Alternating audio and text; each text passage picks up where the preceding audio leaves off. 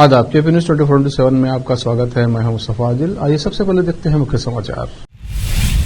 छिटगुप्पा में राजस्व विभाग, नगर पालिका, वन विभाग एवं अन्य विभागों के सहयोग से वन महोत्सव कार्यक्रम किया गया आयोजित। डीके शिव कुमार को केवल रियल एस्टेट में दिलचस्पी, कर्नाटक के विकास पर भाजपा ने राज्य सरकार को घेरा। भाजपा प्रदेश अध्यक्ष BY विजेंदर ने खड़े किए सवाल। लोकायुक्त ने कर्नाटक में की बड़ी कार्रवाई, आय से अधिक संपत्ति के मामलों में 56 स्थानों पर छापे मारे। महाराष्ट्र में महिला लाभार्थियों का डेटा लड़की बहन योजना के लिए इस्तेमाल होगा। हर महीने मिलेंगे 1500 रुपये। टूटी मुनक नहर और आधी रात को डूब गया दिल्ली का बवाना। बिहार के बाद यूपी में भी आकाशीय बिजली का कहर, चंदौली में बिजली गिरने से 6 लोगों की दर्दनाक मौत।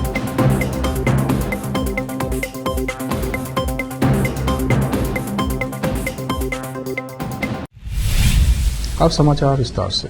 छिटगुप्पा में जिला कलेक्टर के निर्देशानुसार कस्बे में राजस्व विभाग, नगर पालिका, वन विभाग एवं अन्य विभागों के सहयोग से महमूद फंक्शन हॉल रोड के किनारे एवं राजकीय प्रथम श्रेणी महाविद्यालय के पास वन महोत्सव कार्यक्रम का आयोजन किया गया, जिसमें पौधे लगाकर एवं जागरूक किया गया। पर्यावरण संरक्षण के बारे में पौधे लगाकर पर्यावरण संरक्षण के प्रति जागरूकता पैदा करने के लिए वन महोत्सव मनाया गया। इस कार्यक्रम में तहसीलदार रविंद्र दामा, CO हुसामुद्दीन बाबा, PSI बाशुमिया कोंचूर, वन विभाग के अधिकारी, पर्यावरण अधिकारी पूजा पनाशेट्टी, राजस्व अधिकारी, नगर पालिका कर्मचारी और राजस्व विभाग के कर्मचारी उपस्थित थे। छिटगुप्पा से केपी न्यूज के संवाददाता अजीम की रिपोर्ट।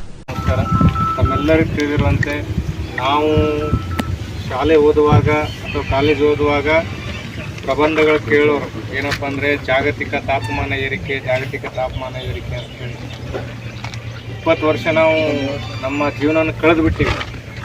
ಇದೇನು ತಾಂತ್ರಿಕ ಯುಗದಲ್ಲಿ ಭೂಮಿ ಹೆಚ್ಚಿಗೆ ಆಗ್ತಾ ಇಲ್ಲ, ಜನಸಂಖ್ಯೆ ಹೆಚ್ಚಿಗೆ ಆಗ್ತಾ ಇದೆ।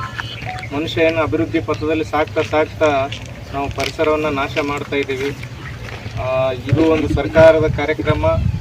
ತಾವೆಲ್ಲರೂ ತಮ್ಮ ಮನೆಯಲ್ಲಿ ಎಲ್ಲಿ ಜಾಗ ಇರ್ತದ ಅಲ್ಲಿ ಗಿಡ ನೆಟ್ಟರೆ ಏನೂ ಸಮಸ್ಯೆ ಆಗೋದಿಲ್ಲ, ಎಲ್ಲ ವಾತಾವರಣ ಸರಿಯಾಗಿರಬೇಕು। कर्नाटक के विकास को लेकर भाजपा ने कांग्रेस को घेरा। भाजपा प्रदेश अध्यक्ष BY विजेंदर ने राज्य में सिद्धरामैया सरकार और उप मुख्यमंत्री DK शिव कुमार पर सवाल खड़े किए। उन्होंने बताया कि शिव कुमार रामनगर जिले का नाम बदलकर दक्षिण बेंगलुरु रखने की बात कर रहे हैं। इस मुद्दे को उठाते हुए भाजपा नेता ने कहा कि कर्नाटक के उप मुख्यमंत्री को केवल रियल एस्टेट में दिलचस्पी है।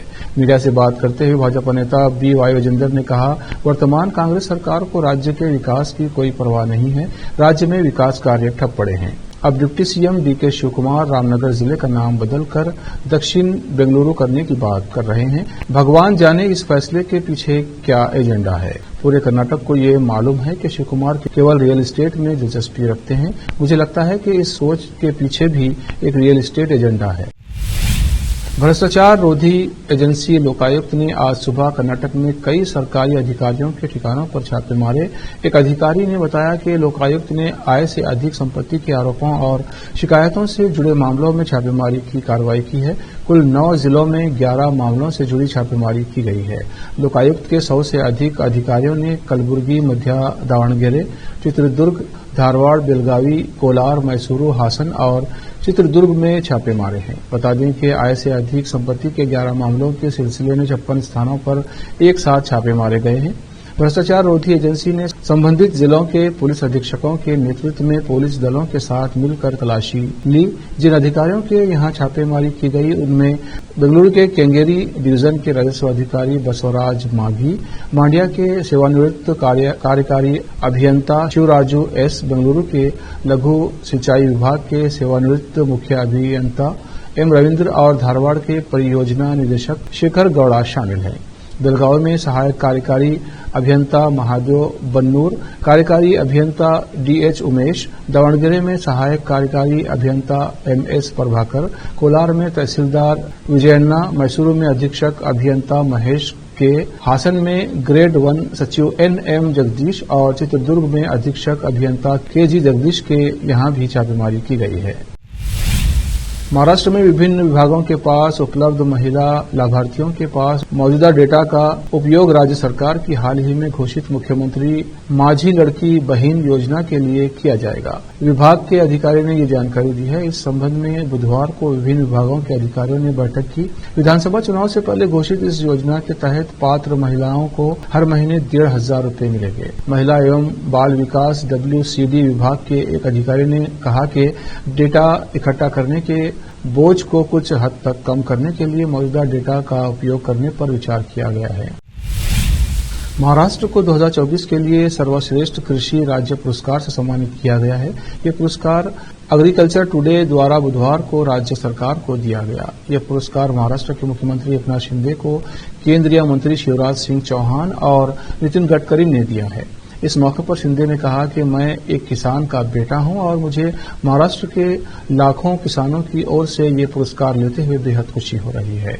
महाराष्ट्र हमेशा क्रांति करने के लिए जाना जाता है, फिर चाहे वो औद्योगिक हिरत श्वेत सूचना या फिर प्रसारण क्रांति हो। अब वक्त है ब्रेक का। ब्रेक के बाद जल्द लौटते हैं।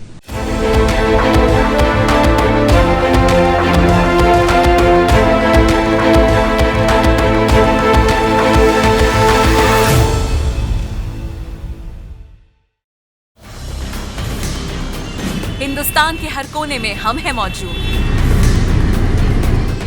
24 घंटे हालात पर गहरी नजर, खबरों से जुड़े चुपते सवालात और आपको दिखाता है धार्मिक, सामाजिक, राजनीतिक,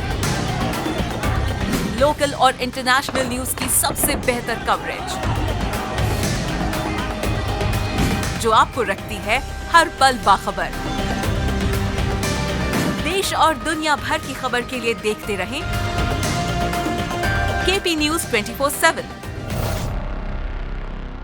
ब्रेक के बाद फिर एक बार आपका स्वागत है। देखते हैं आगे के समाचार। बवाना के पास बीती रात बुनक नहर टूट गई, जिसके कारण JJ कॉलोनी जलमग्न हो गई। कॉलोनी में 3 फीट तक पानी भर गया है। नहर के टूटने के बाद पानी तेजी से इधर उधर इकट्ठा हो रहा है। वहीं नहर की मरम्मत का काम भी जारी है। बवाना के कई इलाकों में नहर का पानी घुस गया है। स्थानीय निवासियों का कहना है कि नहर के टूटने के बाद पहले 4 ब्लॉक में पानी भरा था। इसके बाद देखते ही देखते दूसरे इलाकों में भी पानी भर गया। स्थानीय लोगों के अनुसार कुछ ही देर में कई इलाकों में 3 फीट तक पानी भर गया। रात करीब 12 बजे होंगे जब पानी बाहरी इलाके में भरने के बाद घरों में घुसने लगा। नहर टूटने की सूचना जैसे ही प्रशासन को मिली तो वैसे ही NDRF की टीम को मौके के लिए रवाना कर दिया गया। उत्तर प्रदेश में प्रयागराज पुलिस ने गैंगस्टर अतीक अहमद के वकील विजय मिश्रा को कैंटोनमेंट थाने में हिस्ट्री शीटर के रूप में सूचीबद्ध किया है। मीडिया रिपोर्ट के अनुसार पुलिस ने पहले ही अतीक अहमद के बेटों मोहम्मद उमर और अली अहमद को प्रयागराज जिले के खुलदाबाद थाने में क्रमशः 48B और 57B नंबर पर हिस्ट्री शीटर के रूप में सूचीबद्ध कर दिया है। विजय मिश्रा हिस्ट्री शीटर के रूप में सूचीबद्ध होने वाले अतीक अहमद के दूसरे वकील हैं। जून में एक अन्य वकील खान सौलत हनीफ को हिस्ट्री शीटर के रूप में सूचीबद्ध किया गया था। कर्नाटक की कांग्रेस सरकार भी शहरों और जिलों का नाम बदलने की राजनीति में उतर आई है। राज्य के उप मुख्यमंत्री DK शिवकुमार ने मुख्यमंत्री सिद्धरामैया को रामनगर जिले का नाम बदलने के लिए एक ज्ञापन सौंपा है। उन्होंने रामनगर जिले का नाम बदलकर बेंगलुरु दक्षिण करने की मांग की है। उनका कहना है कि नाम बदलने से इलाके को बेंगलुरु की प्रतिष्ठा का लाभ मिलेगा। शिवकुमार के इस ज्ञापन ने कर्नाटक की राजनीति में गर्मी ला दी है। राज्य के पूर्व मुख्यमंत्री HD कुमारस्वामी ने इसे भगवान राम का अपमान बताया है।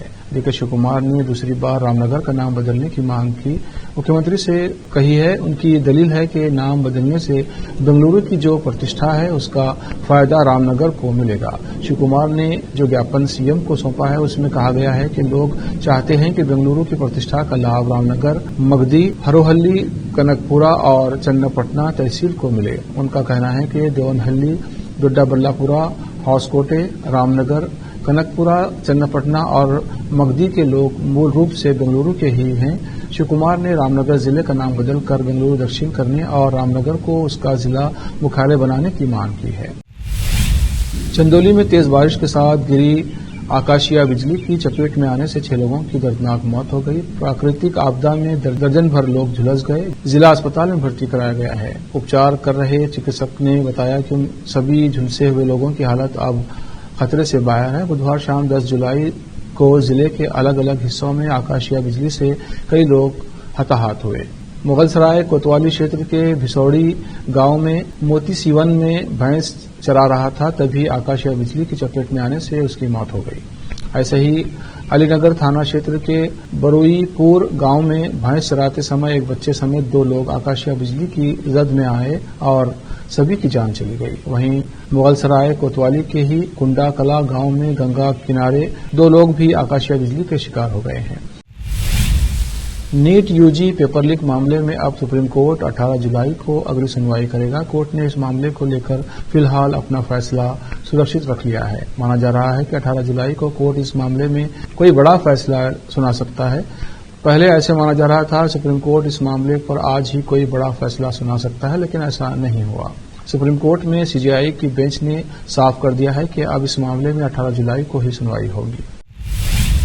आखिर में फिर एक बार देखते हैं मुख्य समाचार। छिटगुप्पा में राजस्व विभाग, नगर पालिका, वन विभाग एवं अन्य विभागों के सहयोग से वन महोत्सव कार्यक्रम किया गया आयोजित। डीके शिवकुमार को केवल रियल एस्टेट में दिलचस्पी, कर्नाटक के विकास पर भाजपा ने राज्य सरकार को घेरा। भाजपा प्रदेश अध्यक्ष BY विजेंदर ने खड़े किए सवाल। लोकायुक्त ने कर्नाटक में की बड़ी कार्रवाई, आय से अधिक संपत्ति के मामलों में 56 स्थानों पर छापे मारे। महाराष्ट्र में महिला लाभार्थियों का डेटा लड़की बहन योजना के लिए इस्तेमाल होगा। हर महीने मिलेंगे 1500 रुपये। टूटी मुनक नहर और आधी रात को डूब गया दिल्ली का बवाना। बिहार के बाद यूपी में भी आकाशीय बिजली का कहर। चंदौली में बिजली गिरने से 6 लोगों की दर्दनाक मौत।